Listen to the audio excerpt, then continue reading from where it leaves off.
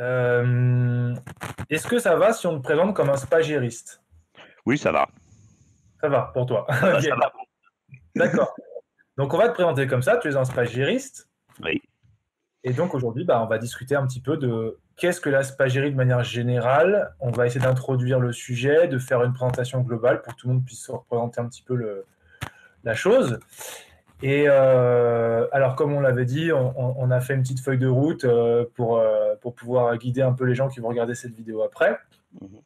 Et donc, au départ, on avait parlé de définir la spagérie. Et moi, c'est vrai qu'il y avait une chose qui m'intéressait, je ne sais plus si on en avait déjà parlé ensemble, c'était quelle est l'origine étymologique du mot. Alors, de ce que je comprends, l'origine aurait été donnée par Paracelse. Et Paracels a pris ce mot et spagiro ou spagiri, si tu sépares le mot en deux, ça fait spa d'un côté, je sépare, et giro ou giri, je réunis. Donc spagiri, c'est l'art de séparer et de réunir. Maintenant, bien sûr, Paracels l'entendait dans un sens tout à fait global, c'est-à-dire que lui, il ne faisait pas de différence entre spagyrie et alchimie. Et d'ailleurs, la définition a évolué au cours du temps, et c'est pour ça que maintenant on fait une différence entre spagyrie d'un côté et alchimie de l'autre. Et on pourrait dire la spagyrie, c'est plus de l'herbalisme. Oui et non. C'est-à-dire qu'il y a une différence entre l'herbaliste qui va faire ses teintures, etc. Il ne met pas ou peu, parce qu'on pourrait le faire industriellement si tu veux, un peu comme l'homéopathie. L'homéopathie et l'herbalisme n'impliquent pas qu'il faille mettre sa conscience dedans. Alors que la spagyrie, oui. Et d'ailleurs, on pourra tout à l'heure parler d'exemples de comment on met sa conscience dans les produits spagyriques. Alors voilà, alors pour la définition de la spagyrie moderne, on pourrait parler, si tu veux, de travail sur les plantes. C'est essentiellement ça. Et on peut travailler un petit peu dans l'animal. Je suis très réservé sur l'animal, mais on peut par exemple travailler sur les œufs, ça, c'est pas vraiment un problème. On peut faire une très belle huile d'œuf de façon spagyrique. Euh, D'ailleurs, cette fameuse huile d'œuf, elle est faite industriellement aussi, notamment en Inde pour les produits cosmétiques, cosmétiques. Et, euh, et elle a moins de valeur, parce que j'ai fait des essais, elle a beaucoup moins de valeur que le produit qu'on fait spagyriquement. Donc D'accord. voilà pour la définition, disons l'origine du mot spagyrique, et puis la définition de maintenant que je voudrais qu'on donne, c'est-à-dire un travail personnel sur l'aspect végétal des choses. D'accord. Voilà. Dans, On dans peut ta... faire, pardon, Vas-y, vas-y, un vas-y. petit caveat, il y a aussi de la spagyrie qu'on peut faire sur du minéral également. Ok. D'accord. Voilà. Ça, on va y revenir parce que j'avais des questions là-dessus. Mais alors, dans ta Oui. définition, à un moment donné, tu disais que Paracels ne faisait pas de différence entre l'alchimie et la spagérie. Tout à fait. Je pense Pourquoi? que par exemple, quand on regarde les cours de spagyrie un peu partout, ceux qui ont été à LPL ou d'autres, beaucoup de gens commencent avec l'huile essentielle de mélisse ou disons la teinture de mélisse. Mhm. Et la définition qu'on en donne, nous, c'est avec de l'alcool. Et en fait, Paracels, lui, il travaillait avec ce qu'il appelait l'esprit de vin philosophique, qui n'est Mhm. pas de l'alcool. Et donc, lui, il appelait tout ça de la spagyrie, puisqu'il faisait les mêmes travaux, si tu veux, sur la plante qu'on ferait avec des produits plus vulgaires, entre parenthèses, comme l'alcool. Et je pense qu'il avait réutilisé le mot euh, parce qu'il ne voulait pas mettre le mot alchimie dedans. D'accord. Pour C'est des tout. histoires de contexte historique, des problèmes Oui, potentiels. et puis je crois que par sa définition, c'était une pierre alchimique euh, euh, à l'encontre de ça. Il faisait aussi des produits de guérison. Et je pense que Oui, c'est dans ce contexte-là qu'il appelait spagyrie. d'accord. C'est Et quand alors, même lui qui a inventé la médecine moderne. ouais, Entre parenthèses, la médecine moderne, c'est-à-dire la médecine par des produits créés chimiquement ouais, c'est ou ça. spagyriquement. D'accord. Et alors, il y avait une autre question un peu plus d'ordre, on va dire, orthographique, si on peut dire ça comme ça. En fait, j'ai remarqué que je ne sais pas si tu le faisais intentionnellement ou pas, parce que moi j'aime bien jouer avec les mots, mais peut-être que ça n'a pas de sens, j'en sais rien. Spagyri, tu l'écrirais avec un Y ou avec un I? Alors, parce que j'habite dans un pays anglo-saxon, je prends un Y. Et puis mon autocorrect quand j'envoie des emails me recorrige automatiquement. Spagyri en français, ça serait avec un I. D'accord. Mais en anglais, ça devient avec un Y, c'est tout. Ok. Alors, tu parles du premier. Je pense que c'est avec un Y. Parce que ça vient du grec. Oui, non, mais c'est pour ça. Ça m'intéressait de savoir. Parce que... Ok. Alors, il y avait aussi un truc qui m'intéressait, moi, par rapport à la spagyrie. On l'appelle souvent la petite sœur de l'alchimie. Alors, tu as partiellement répondu finalement quand tu expliquais que Paracel ne faisait pas de différence entre l'alchimie et la spagyrie, et finalement, la spagyrie s'est différenciée, enfin, une façon de parler, s'est différenciée avec le temps finalement. Oui, je pense que c'est exactement ça. Ça s'est différencié avec le temps, mais aujourd'hui, bon, on peut l'appeler la petite sœur de la chimie parce que, à la différence de l'herbalisme, comme je l'ai dit, on met l'énergie de l'opérateur. D'accord. Voilà. Ouais, donc c'est qu'en fait, ce qui fait la différence pour toi entre l'herboriste ou le spagyriste, c'est que le spagyriste met sa conscience. Tout à fait. Et d'ailleurs, je n'ai rien contre l'herboristerie. Au contraire, c'est très bien. Et il faut acheter des plantes ou consommer des produits d'un herbaliste. Je mettrai en garde contre la vente de produits spagyriques. Puisque à la fin, finalement, on a mis sa conscience dedans. Donc, il y a une espèce de lame de rasoir là, où d'un côté, c'est tout à fait OK de vendre et de l'autre, ça ne l'est pas. C'est mon point de vue, ça n'est pas le point de vue d'un tas de vendeurs que je vois sur Internet qui se permettent d'appeler ces produits spagyriques et de les vendre. Voilà. Est-ce qu'on peut développer ça? Parce que moi, je trouve ça intéressant, tu vois, parce que on est à une époque où, on avait parlé un petit peu ça aussi déjà, on est à une époque où finalement il y a un retour de ce genre de médecine. En tout cas, l'idée de prendre soin préventivement et pas simplement d'attendre de tomber malade. Et donc forcément, la spagyrie, bah, elle répond un peu à ce cahier des charges-là. Euh, alors, comment on fait quand on est médecin et qu'on use de la spagyrie? Comment on fait? Est-ce que c'est 100% gratuit? Et quel problème peut poser l'argent là-dedans? Alors, le problème, c'est si on est médecin, par exemple, et puis qu'on utilise la spagyrie, on fait payer le fait de voir la personne, de faire une consultation, de faire un diagnostic. Ça, c'est tout à fait du domaine normal. Tout le monde va chez le médecin a besoin de vivre autant qu'une autre personne. À partir du moment où il donne des produits, d'ailleurs, je ne pense pas qu'un médecin puisse donner des produits parce qu'il aurait des petits problèmes avec des ordres de médecins ou de pharmacie, mais mettons qu'il puisse le faire, je pense qu'il devrait le faire gratuitement. Parce qu'à ce moment-là, il n'est plus dans le domaine totalement matériel, il est dans un domaine autre. Les anciens ne travaillaient pas dans le vide, ils avaient une idée qu'il y avait d'autres niveaux au-dessus d'une autre, et que celui qui a des vrais pouvoirs va mettre son pouvoir dans le produit. Et à ce moment-là, c'est pas bien de vendre ce produit-là. D'accord? Mais pour continuer là-dessus, il n'y a pas de problème à faire de l'herbalisme et de le vendre. Hein? Mais celui qui veut faire de la spagyrie, il vaut mieux qu'il ait un boulot de 9 à 6 et puis qu'il fasse sa spagyrie le soir et le week-end. Oui. À partir du moment où tu fais rentrer la dimension ésotérique dans ta médecine, quelle qu'elle soit finalement, ou c'est propre à la spagyrie de penser comme ça? La spagyrie et l'alchimie. Et puis, tu as raison, non, tu as raison, c'est dans ce domaine-là. Mais si, mettons que tu es un médecin qui a aussi des dons de guérison véritables, ceux-là, il ne les vendra pas. Sinon, il les perdra.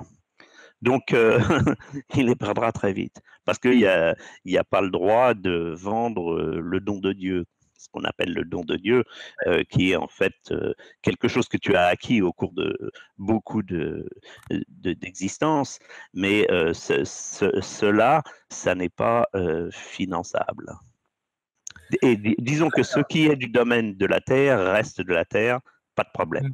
Ce qui est d'autres domaines, tu ne le vends pas. Okay. C'est mon idée. Hein. Maintenant, ça n'est pas. Voilà. Ah bah, on prend ton point de vue, il n'y a pas de souci. Et puis, bah, peut-être qu'il y en a qui ne seront pas d'accord, c'est la vie. C'est pas très grave. Tout à fait. Il n'y a pas de souci. Alors, par rapport à. On va revenir sur Paracels, parce que je ne suis pas certain finalement que tout le monde connaisse suffisamment bien le personnage, j'ai envie de dire. Il y a une figure Paracels, mais on ne sait pas vraiment qui c'est, on ne sait pas vraiment comment il est arrivé à aboutir sur la spagyrie.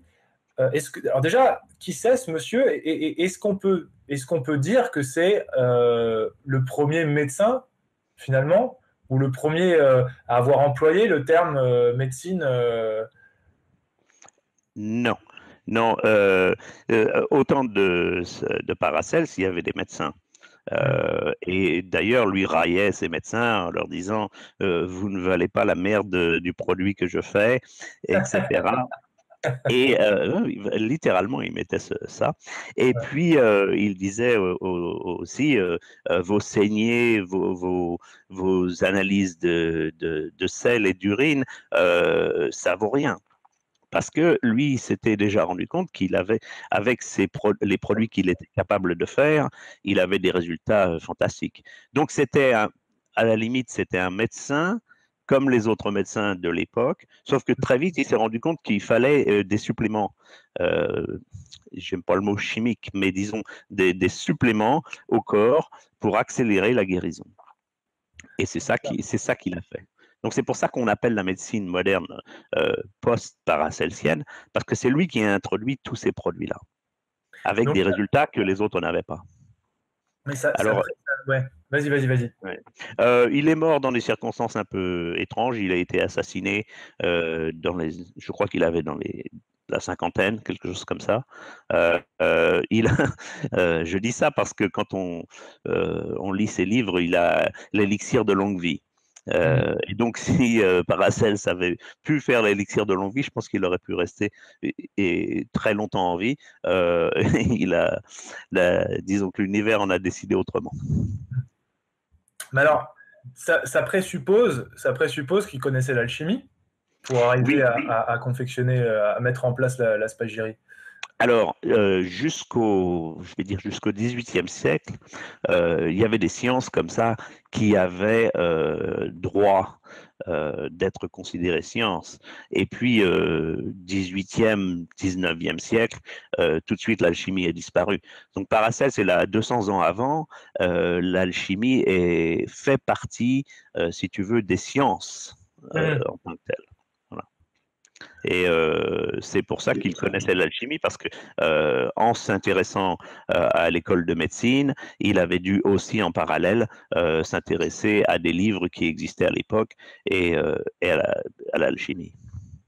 Mais du coup, pour situer, à quelle période on peut considérer que la spagyrie existe et qu'elle est fondée et qu'elle commence entre guillemets, à se pratiquer? Je ne sais pas. Pour être très honnête, je ne sais pas. Je pense qu'au XXe siècle, absolument, on fait une distinction. Avant, je n'ai jamais regardé le sujet. Ok, non, pas de souci. Mais du coup, alors, moi, ce qui m'intéresse, c'est, bon, on dit donc que Paracels devait être alchimiste pour réussir à aller jusqu'à créer la spagyrie. Donc, ça veut dire que sa médecine, elle n'est pas purement matérielle. Je ne sais pas si tu vois ce que je veux dire par là. Elle n'est pas uniquement basée sur le symptôme, ce genre de choses. Donc, on peut dire que c'est une médecine préventive. Est-ce que cette médecine, elle a des vertus uniquement thérapeutiques sur le niveau corporel, ou est-ce qu'on peut lui attribuer aussi des vertus thérapeutiques psychologiques? Tout à fait. Je pense que... J'ai un écho là. Oui. Ça va? Oui, ça va bien. Ça va. Oui, ok. Je pense qu'effectivement, il y a un aspect thérapeutique, bien entendu, et puis il y a un aspect autre. C'est-à-dire que c'est certainement pour cela que me permets de dire que ne vaudrait pas vendre l'aspect spagyrique parce que il y a un aspect autre et parfois les gens qui prennent les médicaments qui leur ont été donnés nous voient en rêve, par exemple. Donc, il y a un espèce de transfert qui se fait qui n'est plus du tout matériel. Alors, d'un point de vue de Paracels, je pense que lui, il essayait de guérir les gens. Par rapport à ta question, je crois qu'il faisait payer, mais par exemple, si c'était des pauvres, il ne faisait pas payer. Ouais. Donc, il avait une éthique qui correspond tout à fait à ce qui se passait à l'époque. D'accord. Ok. Alors, il y avait aussi une chose là qui m'intéressait, c'est alors, est-ce qu'on peut parler de médecine uniquement ou est-ce que la spagyrie contient aussi des secrets d'ordre plus ésotérique? Alors, ce que je veux dire par là, c'est que dans ma manière de voir la chose, il y a une dimension corporelle, matérielle, qu'on expérimente toujours avec l'essence, etc. On a une dimension plus psychologique, mais qui serait plus de l'ordre du mental finalement, la pensée, l'architecture de la pensée, etc. Et quand on parle d'ésotérisme et de conscience, on est encore à un niveau de profondeur plus dense. Est-ce que la spagyrie a volontairement cherché aussi à travailler sur cette dimension-là de l'être humain? Tout à fait. C'est-à-dire que, comme je faisais la différence entre l'herbalisme et la spagyrie plus tôt, et puis comment on appelle ça, euh, l'homéopathie, Voilà.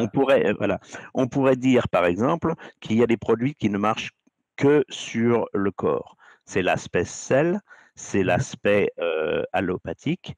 Le médecin, lui, quand il te donne un cachet pour tel produit ou tel produit, tel problème ou tel problème, le produit qu'il va te donner, lui, il s'occupe pas du tout de l'aspect ésotérique. Ensuite, il y a, disons, d'autres médecines, puisqu'il y a l'homéopathie. Et puis avant en 1920, il y avait encore un tas d'autres médecines qui existaient. Ces médecines-là, elles travaillent sur le corps, on va appeler ça énergétique. Et donc, l'homéopathie marche de façon plus lente puisqu'elle travaille sur le corps énergétique. Et dans cette façon de comprendre, tous les corps subtils qu'un homme a vont être plus... ils ont autorité sur les corps en dessous, si tu veux. Donc, le corps énergétique a autorité sur le corps matériel. Mais l'action est plus lente. C'est pour ça que quand tu prends des produits homéopathiques, leur action est quand même plus lente. Et elle prend des semaines, voire des mois pour s'occuper du problème. Alors, si on continue dans cette... Et l'herbalisme, c'est pareil, si tu veux. Un peu. Si on continue dans cette logique, les produits spagyriques sont en résonance avec la personne qui les fait. Si cette personne a accès à des niveaux autres que le niveau énergétique, alors on peut regarder les niveaux qui sont donnés, par exemple, par l'œuf cosmique.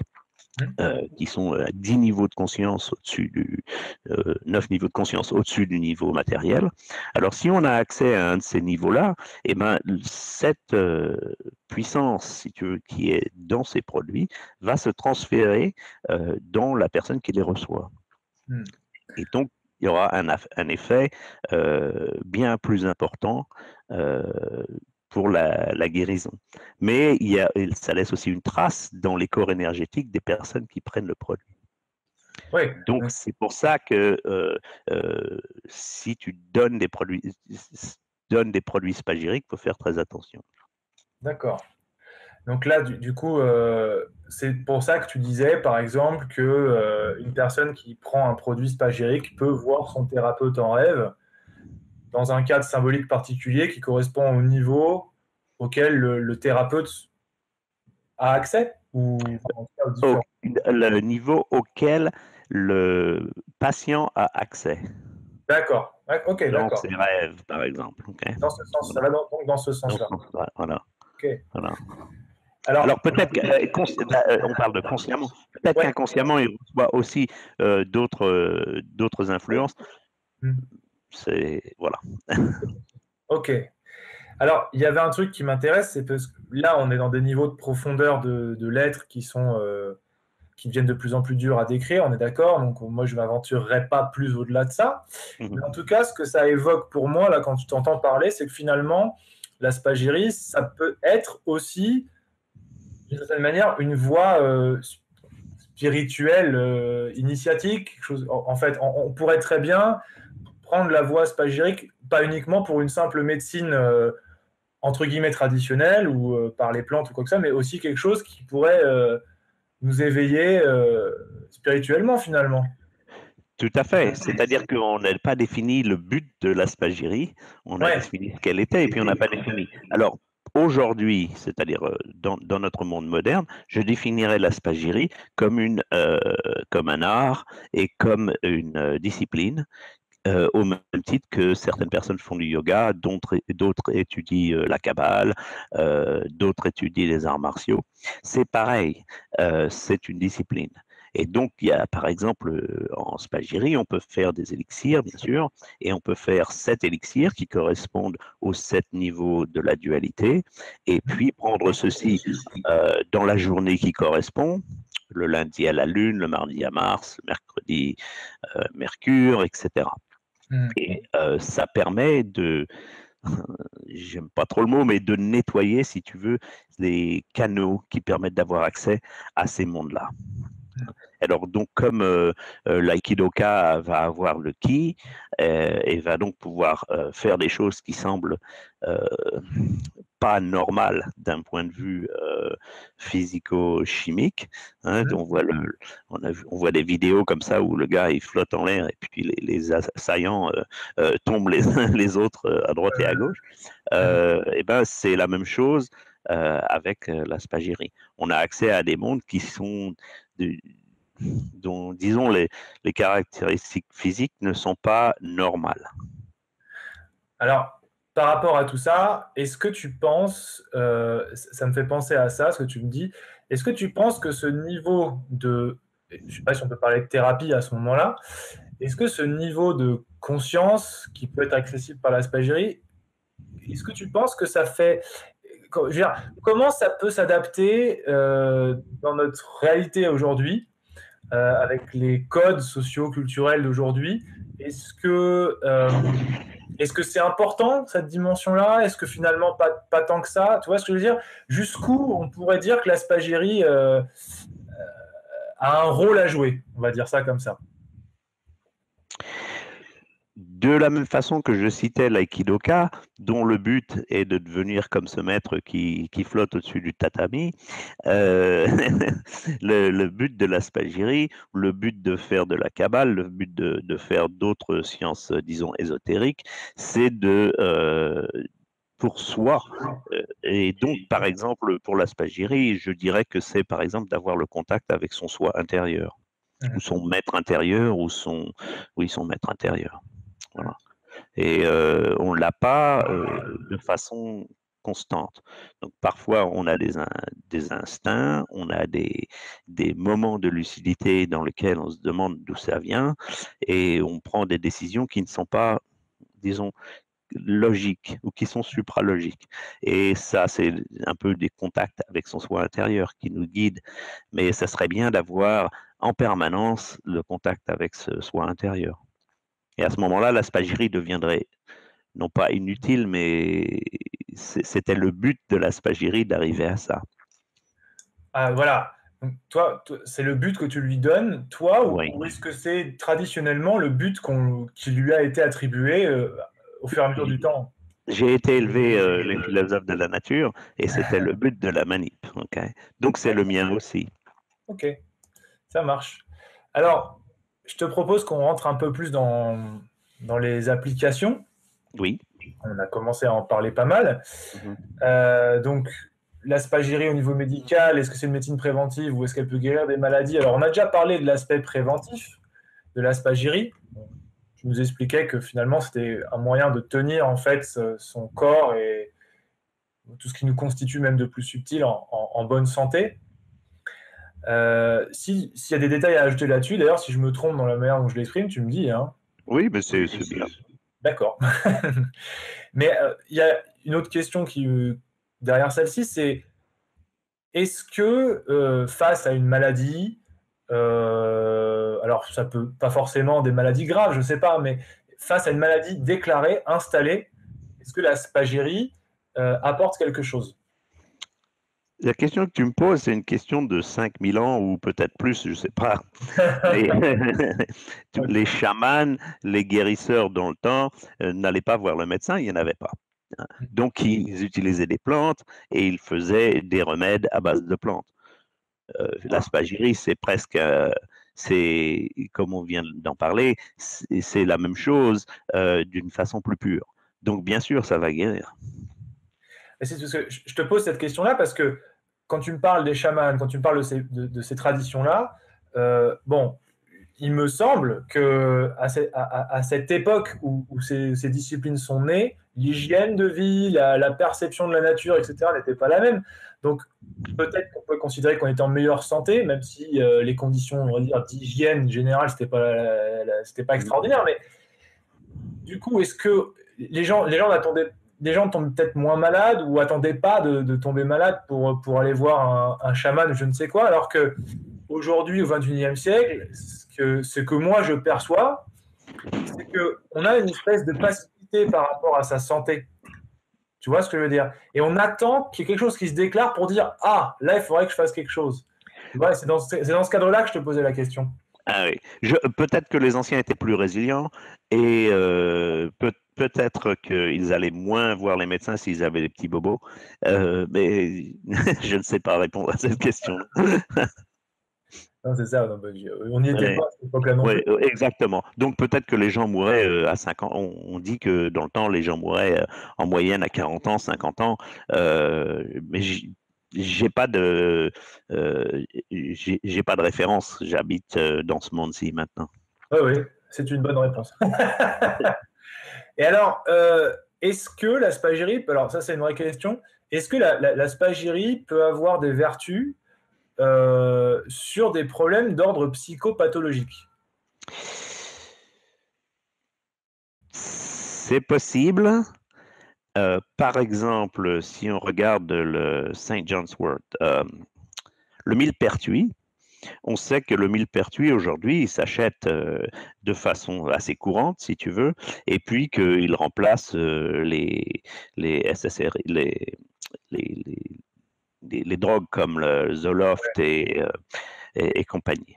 Donc, par définition de cette plante, il y a déjà un aspect, disons, de possibilité d'utiliser des produits de plantes pour s'occuper de produits non pas physiques, mais psychologiques.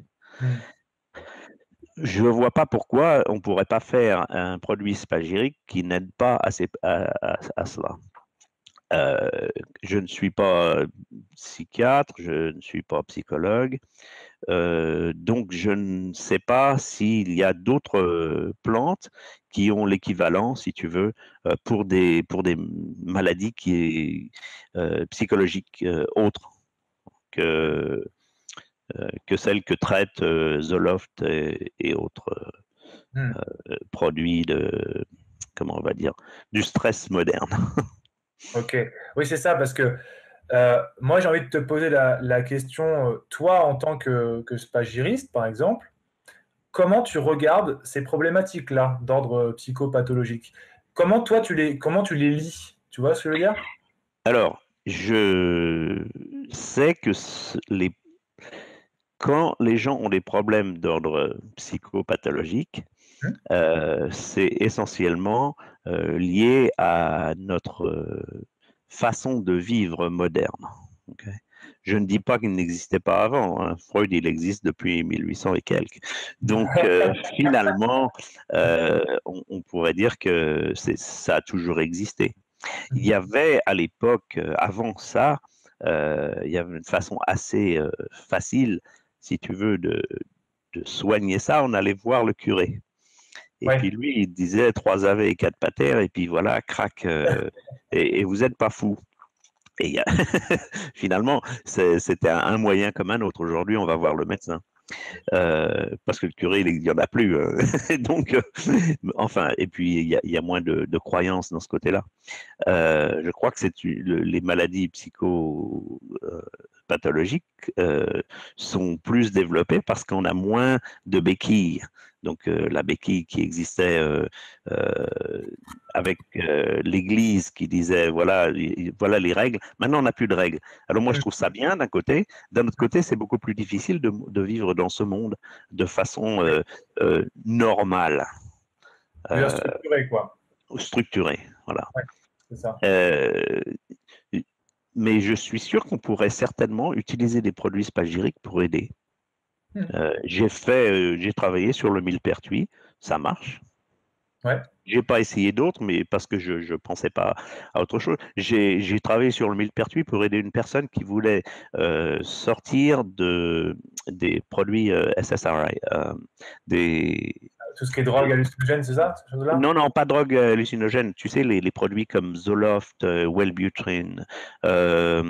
Tu sais, quand les gens vont pas bien, là, ils vont chez le docteur et puis il leur donne ces produits-là. Antidépresseurs. Antidépresseurs, merci pour le mot. Tu sais, en français, des fois, je perds des mots. Ouais, Et voilà. Et donc, l'exemple que je te donne du millepertuis, ça marche, c'est incroyable. Et donc, tu peux le faire de façon herbalistique, c'est-à-dire tu mets du millepertuis dans l'alcool et puis tu laisses faire, ou bien tu peux le traiter de façon spagyrique, et à ce moment-là, il a encore plus de puissance. Il faut faire attention d'ailleurs, le dosage doit être moindre. Ouais. Mais du coup, l'intérêt de ces produits comme ça, c'est que ça n'est pas des antidépresseurs. Les antidépresseurs, c'est 85% de fluorure. Voilà. D'accord. Ça m'intéresserait. Est-ce que tu pourrais nous expliquer justement la différence entre traiter les problèmes de dépression par les plantes et traiter les problèmes de dépression par les plantes, vu du point de vue spagyrique, et avec la médecine moderne, médicamenteuse, etc. Parce que visiblement, c'est pas les mêmes composantes qu'on utilise dans les médicaments qu'on peut trouver pour traiter ça. Et les plantes vont réagir autrement. Tu peux peut-être nous détailler un peu ça? Alors, si tu veux, par exemple, les antidépresseurs, je viens de le dire, c'est des produits qui sont du fluor. Hein. Ils sont tous les mêmes, ils ont une petite molécule, la différence de la molécule est faible, 85% de cette molécule, c'est du fluor. Ça passe, c'est assez petit pour passer la barrière du sang dans le cerveau, et ça a été inventé il y a un moment déjà, et puis on l'utilise maintenant de façon assez courante, mais ça rend le cerveau lent. Ça rend le cerveau lent. Et pourquoi? Parce que le fluor vient inhiber les fonctions de stress et d'autres de SSRI, de la sérotonine. Ça empêche la relâche de sérotonine. Les produits spagyriques font la même chose, mais ils ne contiennent pas de fluor. Et donc, ils permettent de calmer et de te garder les fonctions supérieures que devrait pouvoir aider, que le cerveau devrait pouvoir aider à avoir. Alors, justement, si tu utilises des produits comme les antidépresseurs, ils bloquent les capacités subtiles. Oui, c'est ça. Alors, justement, tu attribues ça à quoi? Alors, est-ce que la médecine médicamenteuse produit cet effet-là parce qu'elle est uniquement fabriquée d'un point de vue matériel? Il n'y a aucune vertu de conscience dedans, il n'y a aucune considération pour la subtilité de l'être humain énergétique, etc. Et donc, pour toi, si c'est bien ça que tu veux dire, l'aspect uniquement matériel du médicament verrouille du coup certaines choses. Tout à fait. Ouais. Tout à fait. Alors, on n'en a pas parlé plus tôt, mais si tu veux, il y a deux aspects à la vie. Il y a l'aspect conscience d'un côté et l'aspect matériel de l'autre. Mhm. La science, en général, ne s'occupe que de l'aspect matériel. Et puis, l'aspect immatériel, on avait laissé ça à la religion jusqu'à très peu de temps. Donc, c'est pour ça que maintenant, les gens sont perdus. C'est peut-être pour ça qu'ils prennent beaucoup d'antidépresseurs, d'ailleurs. La société est en train de changer et on va revenir à une société qui a la conscience en même temps que l'aspect matériel. Donc, l'aspect matériel, les spagyristes, les alchimistes appellent ça le sel. Et puis, l'aspect de conscience, ils appellent ça le nitre. D'accord? Et donc, si tu travailles qu'avec l'aspect sel, tu n'as que des résultats sel, des résultats matériels. Donc, ce qu'il faut faire, c'est pour ça qu'on parle de spagyrie aujourd'hui, c'est de réunir ces deux aspects, l'aspect conscience et puis l'aspect matière, par le biais du mercure, d'ailleurs, ce qu'on appelle le mercure. Ouais. Voilà. Je pense qu'on aura l'occasion de développer ça un petit peu après. Il y avait une dernière question que je voulais te poser sur tout cet aspect thérapeutique, sur ce genre de cas un peu costaud. Les toxicomanes, qu'est-ce que la spagyrie peut apporter sur tous les problèmes de dépendance aux drogues? Ça peut être l'alcool, ou tu vois ce que je veux dire?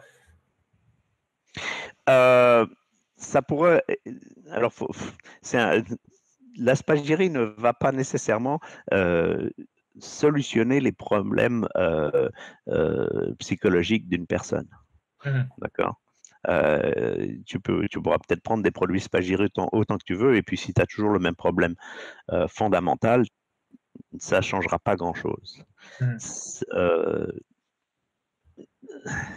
Difficile à dire parce que je n'ai fait que des essais sur les aspects d'antidépresseurs. D'accord? Ok. Voilà.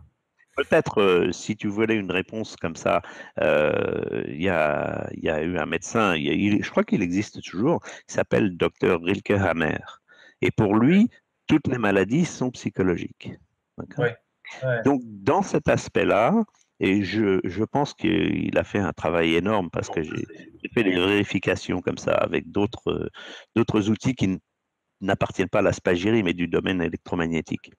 Eh bien, si tu considères que toute maladie est psychosomatique à la base, je ne ferai pas de différence, si tu veux, entre une maladie du foie et puis une maladie du cerveau. D'accord. Ok. Oui, parce que, mais alors à ce moment-là, je rebondis sur ce que tu dis. Est-ce que dans la spagyrie, il y a on va dire, une classification symbolique des plantes, des organes? Est-ce qu'on a ce genre de choses ou pas du tout? Oui, totalement. C'est-à-dire que dans la spagyrie, on a une résonance des plantes avec certains aspects qu'on appelle astro, qui sont des niveaux énergétiques au-dessus du niveau matériel. Alors à ce moment-là, si par exemple on voulait guérir un aspect martial, c'est-à-dire un aspect du fer, de Mars, la plante à utiliser ne serait pas par exemple de la lavande, parce que la lavande est plus un aspect mercure.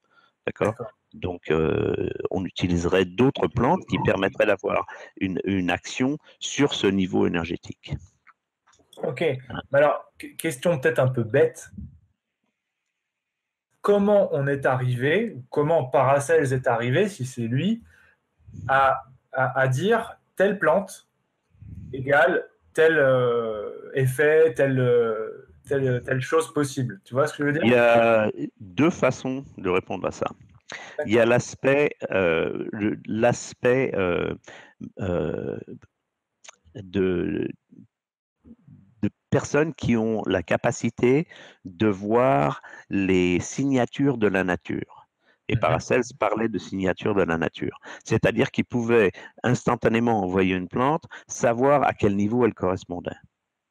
Plus proche de nous, le docteur Bach a fait la même chose.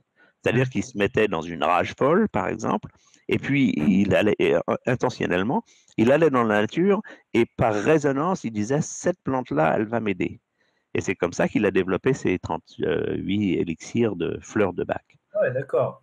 D'accord. Donc c'est l'aspect, ça c'est l'aspect, si tu veux, qui est supra-physique. Hein. Il faut déjà avoir la résonance en soi pour aller dire cette plante-là, elle va faire ça. Alors, il y a des gens qui l'avaient, Dr Bach l'avait, Paracels l'avait. Si tu n'as pas cette résonance-là, ce que tu peux faire, c'est utiliser ce qu'on appelle le sel de soufre. Je m'explique. Quand on sépare une plante, la plante, elle est séparée en 3 constituants principaux. C'est-à-dire qu'avec la plante, on peut mettre, on va prendre par exemple la lavande, on peut faire de l'huile essentielle de lavande. Et puis, quand on fait de l'huile essentielle de lavande, on fait bouillir de la lavande avec de l'eau, et on récupère d'un côté, on récupère l'huile essentielle, et puis ce qui reste au fond, bah, c'est la plante qui a été bouillie. Si on sèche cette plante et qu'on la brûle, dedans, il y a un sel.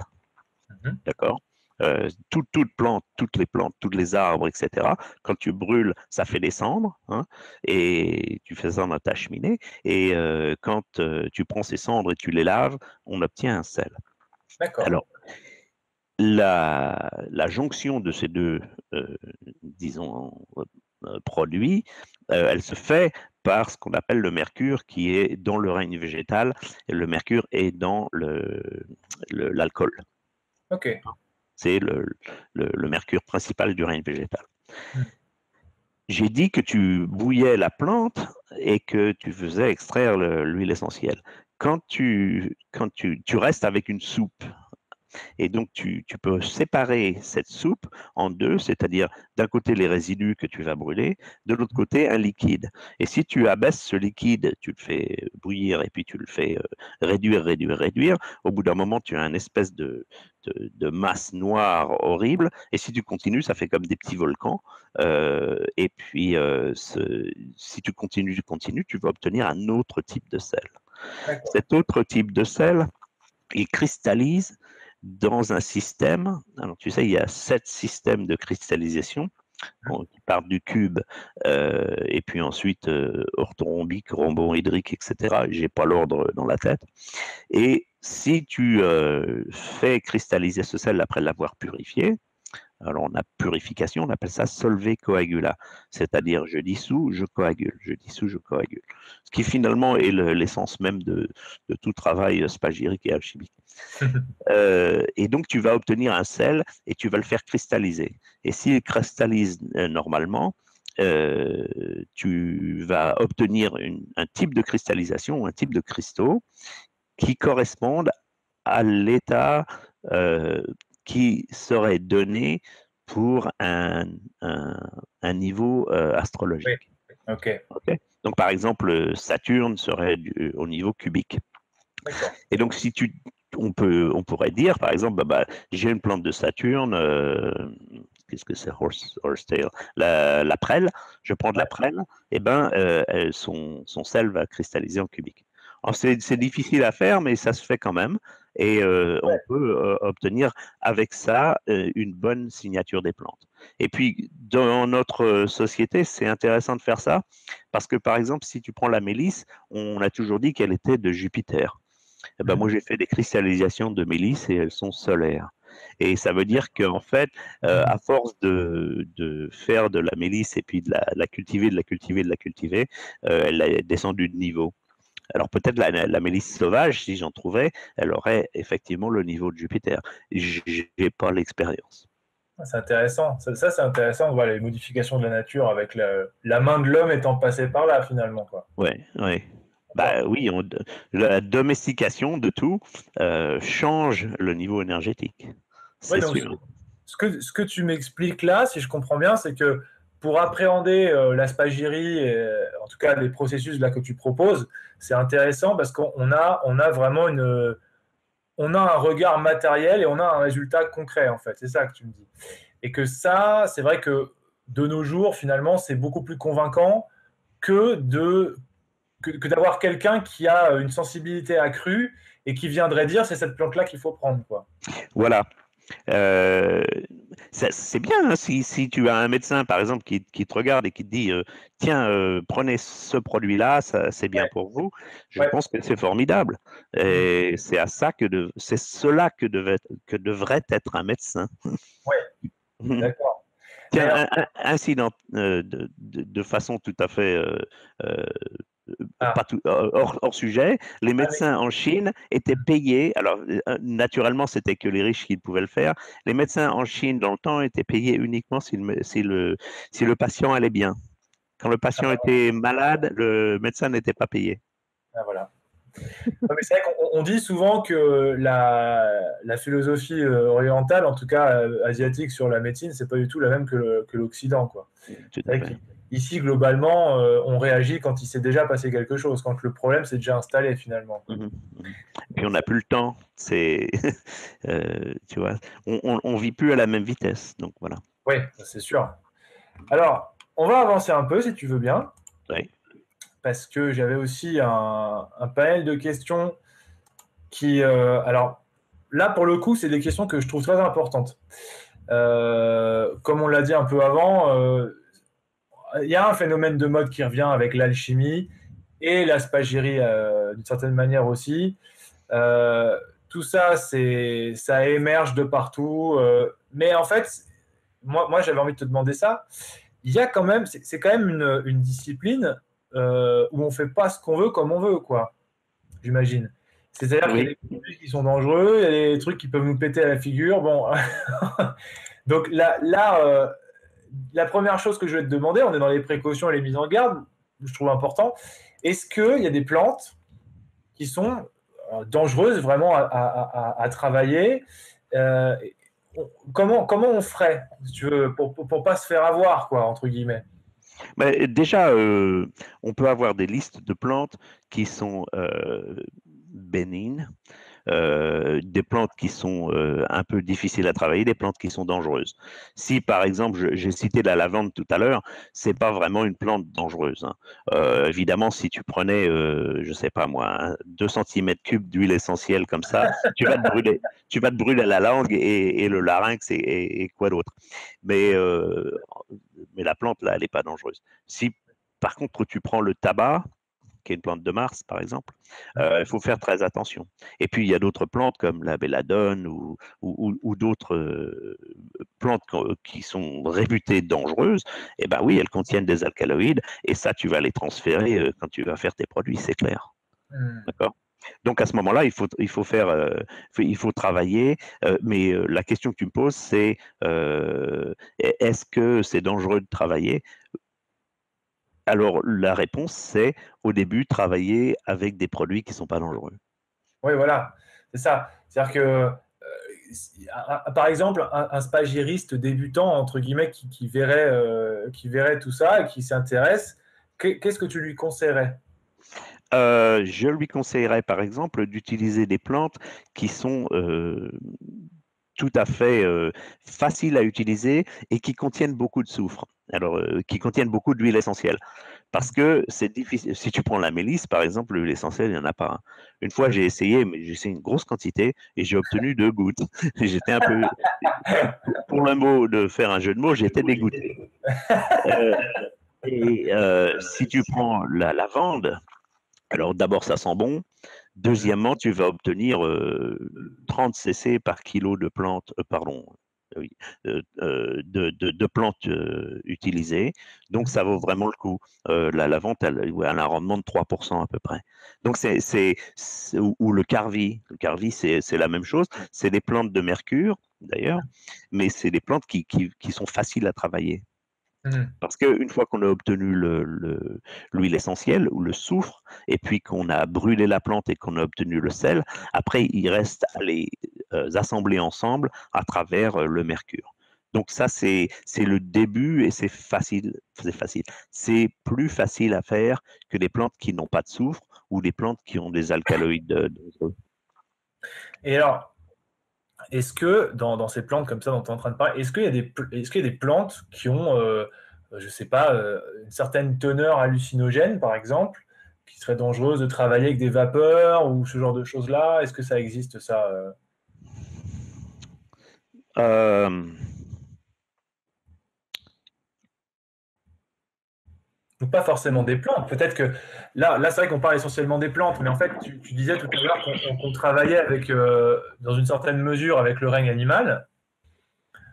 Est-ce que dans le règne animal, il y a des choses de cet ordre-là? Est-ce que dans le règne végétal aussi, est-ce qu'on travaille, par exemple, là je vais caricaturer le propos exprès, la manite tumouche, c'est vrai que c'est un champignon qui a une toxine hallucinogène. Est-ce que ce genre de produit existe dans la tradition spagyrique? Là, par exemple, la manite tumouche, elle était utilisée par les chamans de Sibérie. Oui, Et, en fait, ils attendaient que les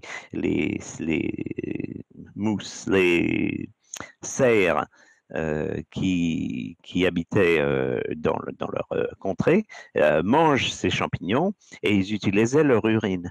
Parce que l'urine du cerf, à ce moment-là, elle avait utilisé les alcaloïdes, les avait changés, mais elle était encore assez utilisable pour l'homme. Donc, c'était pas dangereux et puis c'était quand même un truc qui allait les scotcher au plafond. Voilà. Mais c'est pour ça que je parle pas trop des produits comme ça qui sont, disons, de- qui, qui ont des vertus psychoactives. Mais si tu ouais, veux, si, tiens, je vais en parler parce que c'est partout sur Internet. Il y a un bonhomme qui était au Canada. Je crois que son nom, c'est Rick Simpson. Si tu si tu tapes, wow. Si tu oui, tapes parce Rick que Patrice Simpson, est aux États-Unis depuis plus de 20 ans, c'est ça? ouais, ouais. Si tu tapes Rick Simpson dans Google, tu vas obtenir son site et c'est un monsieur qui était malade. Et je ne sais pas par quelles circonstances, il s'est rendu compte que s'il prenait... Alors, il était fermier, hein, donc il a fait des centaines de plants de cannabis, et Ok. puis il prenait que les têtes, et puis il les extrait avec du méta ou de l'hexane ou du toluène, enfin un truc comme ça. Et cette huile qu'il obtient guérit de façon spectaculaire. C'est pas de la spagyrie, mais ça marche. Et puis, donc, si tu me demandes s'il y a des plantes comme ça, voilà, un exemple parfait que tout le monde peut aller regarder sur Internet la façon de le faire. Ok. Alors, pourquoi il utilisait du toluène ou de l'hexane Je ne pense pas du toluène, de l'hexane ou du méta, qui est la même chose, c'est le méta est moins, c'est de l'hexane de moindre qualité. C'est parce que ça extrait plus que l'alcool. D'accord. Donc, il faisait ça, il fait une huile, il donne cette huile aux gens, et puis il fait des guérisons miraculeuses. Et moi, je pense que si on considère cette plante, c'est bien sûr, il y a la façon qu'on fume et puis ça nous met dans un certain état, qui d'ailleurs est certainement du niveau de Vénus, mais c'est pas pour ça qu'elle guérit. Je crois qu'elle guérit parce qu'elle relaxe la personne, et comme elle relaxe la personne, on revient à l'histoire de Hammer qui disait que la maladie c'est un stress. Donc cette histoire-là, elle réduit le stress et en réduisant le stress, elle réduit la maladie.